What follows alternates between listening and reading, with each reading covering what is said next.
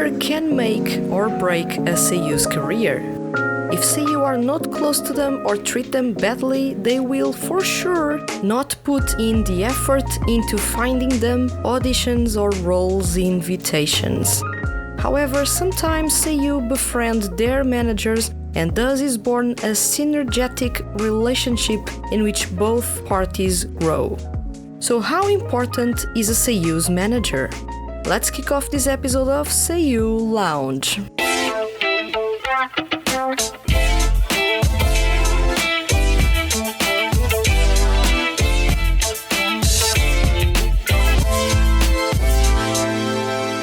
Welcome to Seiyu Lounge. I am your host, Vanessa, and today's topic is how important is a seiyu's manager? On episodes 14 and 15, I briefly talked about the role of managers for seiyu, the common knowledge. It is often mentioned that managers are responsible for working the schedule of seiyu, and although this is right, that is not the full extent of the ways in which managers can help seiyu. What is a personal manager and what do they do? A personal manager offers support and guidance to, in this case, a voice actor. Seeing as we're talking about talent agencies in a way, let's clear this out. Most personal managers are signed to the talent agencies that represent your favorite seiyu. Personal managers can arrange introductions to casting directors, sound directors, and producers. They help them prepare for meetings with them as well. They can advise seiyu on acting, dancing, or any other classes and/or coaching that the seiyu may need or wants to take. Taking into account how image is really important for seiyu as of late, you may have noticed that many popular seiyu mention that they have a makeup artist and stylist work with them. Most of the times, most of the people were suggested or chosen by the seiyu's personal manager. A seiyu's manager is their biggest cheerleader. They have to be. Now let's go over what they do in a little bit more detail. Guidance. Personal managers aren't usually known for this, but truth is, they are responsible for offering guidance to seiyu. Now imagine rookie seiyu. They've just graduated from voice acting school and were offered a contract by a certain talent agency and appointed a manager. Of course, as you can expect of someone just taking their first steps in the seiyu industry, rookie seiyu aren't knowledgeable of the ins and outs or the do's and don'ts. And they fear messing up relations or burning bridges right off the start by saying or doing the wrong thing. That's when their managers step in. Managers offer guidance to seiyu when they are just starting out and not familiar with how things work behind the scenes. How to greet an anime director, which contacts to make, which people to avoid, how to find new auditions to attend. Their managers have a wealth of knowledge in this field. That guidance also may come through suggesting acting, dancing, or any other classes and/or coaching that seiyu may need or wants to take. They know who can help seiyu improve their skills. You may be thinking, but do managers only offer guidance to rookie seiyu? Of course not. That was a good example to illustrate in which situations a manager's knowledge may come in handy. Managers offer continuous advice and feedback to the talents they manage. They get to the point that they know the talents they manage like the palm of their hands. And that ends up being extremely valuable for both. Working the seiyu's schedule. Common knowledge says that managers are mainly meant to manage someone's schedule. That, of course, isn't entirely correct. Managing their talent's schedule is just about one out of the various things they are responsible for. As you may be aware, rookie seiyu don't have many work offers and even the opportunities are, at times, scarce. So in the first couple of years, the schedule that has to be managed is not that complex or time-consuming. However, as seiyuu gain popularity and start to count with multiple projects that may include anime, games, dubbing, narration, singing, and variety, their managers are their beacon of light. In that case, they are responsible for making sure that seiyuu don't have overlapping schedules, that there's enough time to go to and from one studio to another, something that of course influences the schedules, that the seiyuu have some time to rest and ultimately streamline all schedules so that a day's work flows well for the seiyuu. In theory, this doesn't sound like much, but imagine managing the schedules of Yuki Kaji, Mamoru Miyano, Hiroshi Mono, Suma Saito, Yumu Uchida or Kenjiro Tsuda. Pick any of their schedules. You'd really find yourself in the middle of the chaos that are their packed schedules with jobs coming from a wide variety of fields. That is not easy, so while managing a seiyuu schedule is the basic knowledge we all have about managers, and some people think lightly of it, it is a really serious and complex task they have to perform. If they mess up in any way, they will be tarnishing the reputation of that seiyuu they manage, and it is certain that the talent agency will fire them on the spot. So yeah, the schedule is of the utmost importance for managers. It has to be perfect. Find work offers for seiyuu. There's this misconception among fans of seiyuu that if a seiyuu is represented by a big talent agency, for example, Awani Production, 81 Produce, I'm Enterprise, that a seiyuu will instantly have a lot of work. That couldn't be more far off the truth. While being part of a renowned talent agency plays a role in visibility and reputation for seiyuu, the talent agency's job is solely to negotiate employment for their talents. Nothing more. They do not find jobs or auditions for their talents. That's the manager's job. Yeah, you heard it well. The talent agency is just there to give the talent the reputation they have. They have their contacts in the industry that could be useful for managers to explore, and they will ultimately be responsible for negotiating contracts for their talents. The manager finds a job for seiyuu, and that employment contract has to pass through the hands of a representative of the talent agency that will check the terms and negotiate fees. Remember what I told you a couple of episodes before? The talent agency takes a commission off of the work a seiyuu does. We've now come to the conclusion that managers are responsible for finding work opportunities or auditions for the seiyuu they are managing. There's 3 main ways in which seiyuu may come across auditions.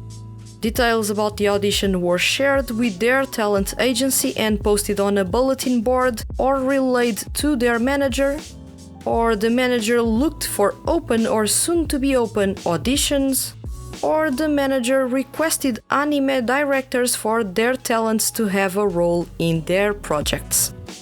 All of these are self-explanatory, but it is worth mentioning that managers are, while seiyuu are working, doing their own thing, trying to make sure seiyuu get work offers and are cast in interesting productions.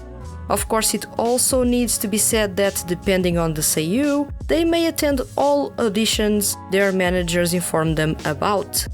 There are others that are picky about the projects they work in, either because they are starting to notice that anime directors have been typecasting them and they want to branch out, or because they don't like certain types of anime. When seiyuu are popular or have a packed schedule, they also pick auditions to participate in based on their free time available, as well as when the recordings would take place. All of that for efficiency's sake. They are the bridge between talent agencies and anime directors. Managers have the important job of being the bridge between talent agencies and anime directors. As the ones responsible for getting work for the seiyuu they manage, they interact directly with anime and sound directors as well as producers. At the same time, if the seiyuu they manage are hired, they take the contract for review with the talent agency. They have a wealth of contacts. This is subjective, as there may be some managers that don't have that many contacts in the industry. However, if they don't have those, they'll have to work to have those, or they risk their talents failing to be recognized and, who knows, superstars. Managers can arrange introductions to casting directors, sound directors, and producers. They attend get-togethers with influential people in the industry, magazine editors, photographers, directors, producers, and more, all with the focus of making a good impression and introducing the talents they manage to those people. All of that is done with the focus of opening doors for more work to come for the seiyuu they manage. Occasional chauffeur. This is more of a thing that is commonly reported by seiyuu than something that managers would normally do. Whenever there's talk about managers, seiyuu tend to mention that at times they take them to and from work. This isn't a common occurrence though. Popular seiyuu with packed schedules may need a manager to take them to the different studios within Japan, especially if that schedule has little to no rest time in it. However, you have seiyuu like Kaito Ishikawa and Soma Saito mentioning that they take the bus or subway to work most of the times, so there you have it. There may be times in which having the manager driving the seiyuu from point A to point B is essential. Imagine seiyuu that are being followed by stalkers. This is really common. For example, 81 Produce has advised plenty of times in 2019 and 2020 for fans to not follow their seiyuu talents to their work locations and not wait for them there, as well as not follow them home. In the past, for example, Shinosuke Tachibana, still represented by Axel One back then, put it out in the open that there was a stalker following him for quite a long time and it was making his life difficult. Although seiyuu don't usually mention it, many of the popular ones are stalked frequently and rookie seiyuu are also starting to suffer from that. That's when having a manager with a driver's license comes in handy.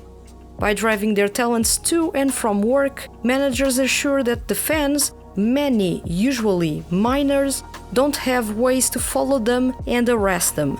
Once again, it's not common for managers to work as drivers for the seiyuu they manage, but in special circumstances they may do so to assure they are safe and can rest a bit between jobs. Checking their physical and mental health.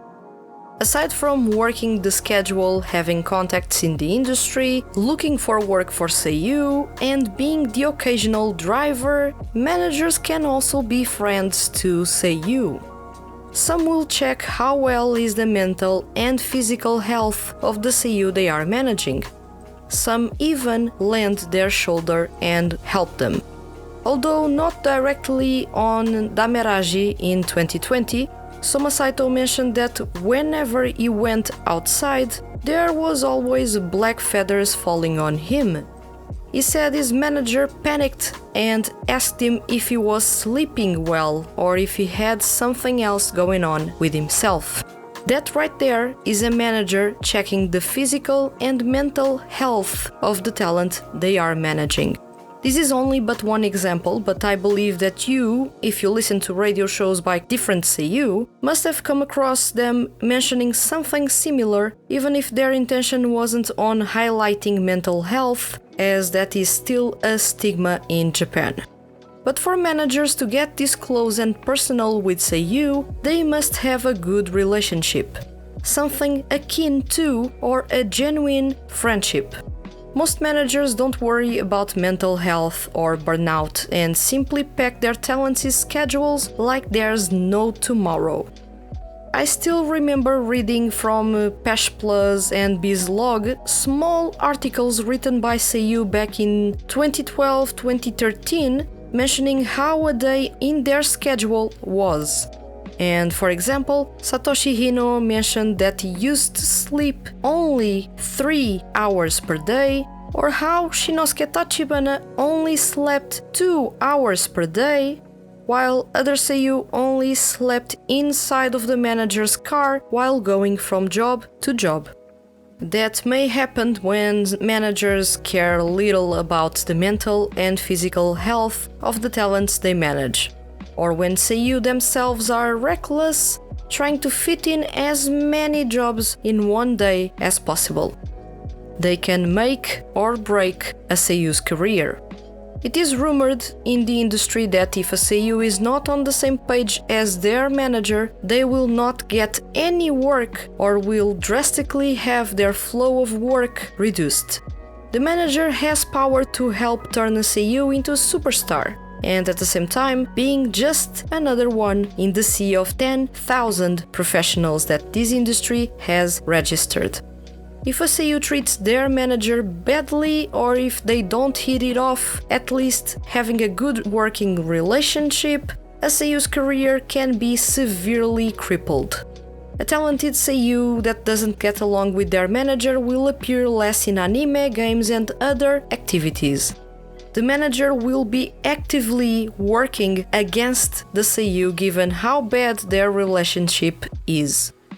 At the same time, a seiyuu that may be less talented, for example, riding heavily on his looks rather than on raw voice acting talent, and gets along with their manager can, all of a sudden, be everywhere in anime, games and variety shows.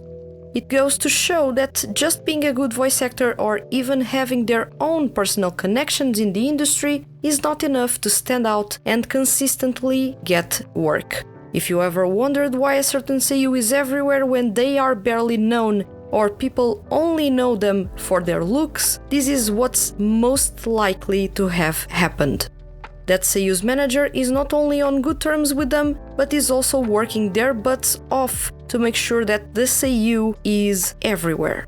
By the end of the day, befriending or at least being on good terms with their manager is a sure way to avoid any rift and ultimately a complete sabotage of what could be a successful career for that seiyuu.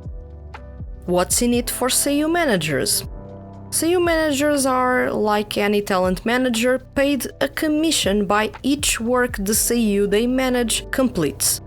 It is reported in the seiyuu industry that seiyuu managers earn between 10 and 15% of commission off of each job performed by the seiyuu they manage. So I believe it's in their best interest to get more work to the seiyuu they manage. That explains why some seiyuu have packed schedules.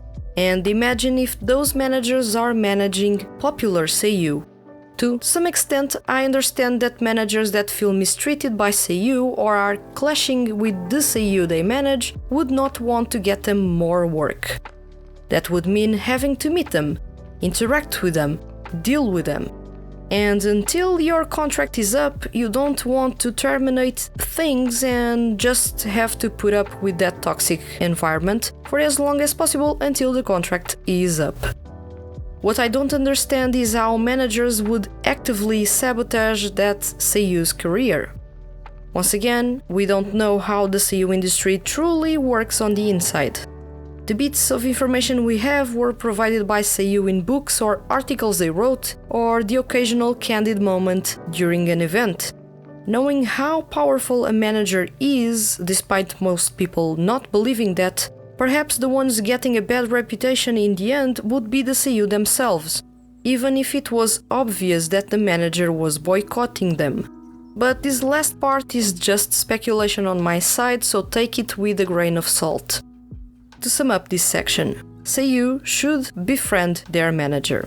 Remember, they can get them work with their connections in the industry. They attend get-togethers with influential people. They are the bridge between them and the seiyuu's talent agency and between seiyuu and anime productions. They know seiyuu and their habits. They know their health issues or things that need a bit more attention and that them, as seiyuu or their talent agency, don't want to be made known to the public.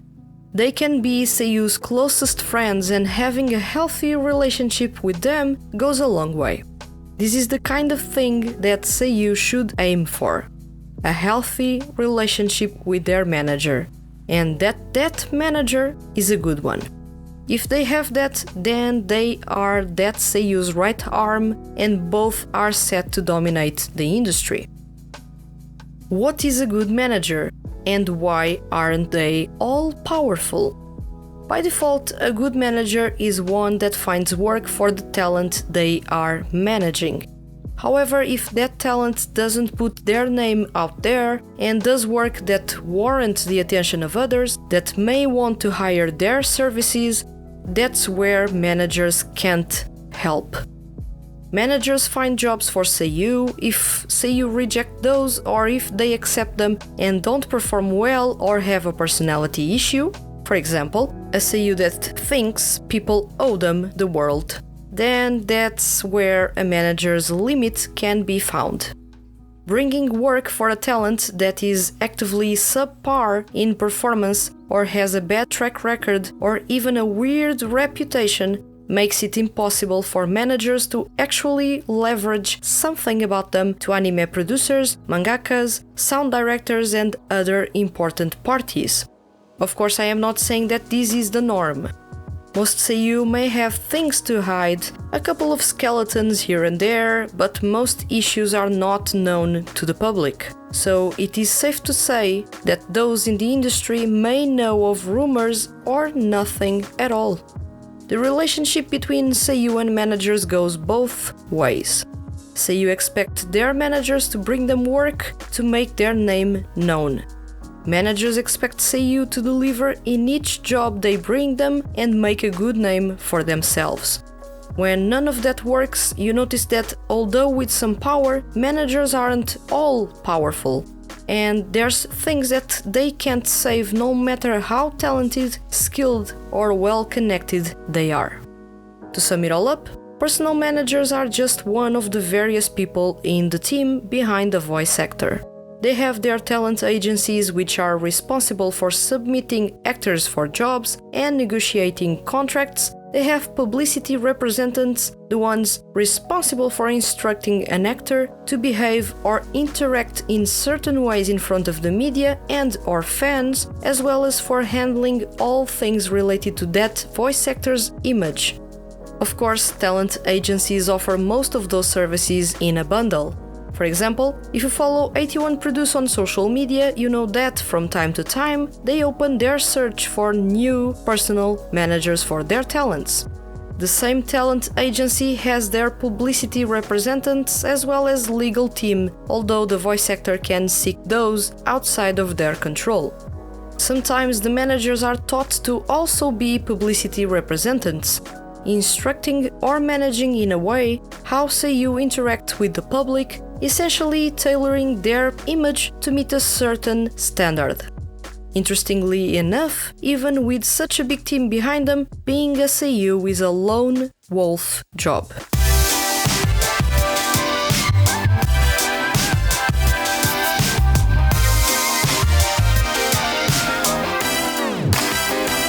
Being a Seiyu is no easy task. They have to be really good at their job if they want to impress fans. They have to be ready to grind and put a lot of effort into polishing their craft if they want to stand out, have their own distinctive acting style, and ultimately keep up with the constant changes in the industry.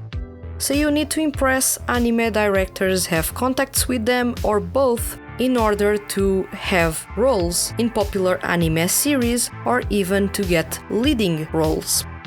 Their manager appears as a beacon of hope in the middle of all this. They have contacts in the industry, they know how it works and can advise their talents how to act, interact, or behave in certain situations or for specific things. They handle the confusing and complex parts of the industry. They are intermediaries with their talent agency. By the end of the day, voice acting is still a job that is 98% performed alone, even if Seiyu are surrounded by a team and even if they have friends among Seiyu. When you see the happiness on their faces when they meet their fans, have live performances or attend an anime event, know that most Seiyu are genuinely happy that all that loneliness is worth your warm feelings of love and support. Now tell me, what do you think about the role of a personal manager for Seiyu? Do you agree with them shaping how Seiyu interact or act with media and fans?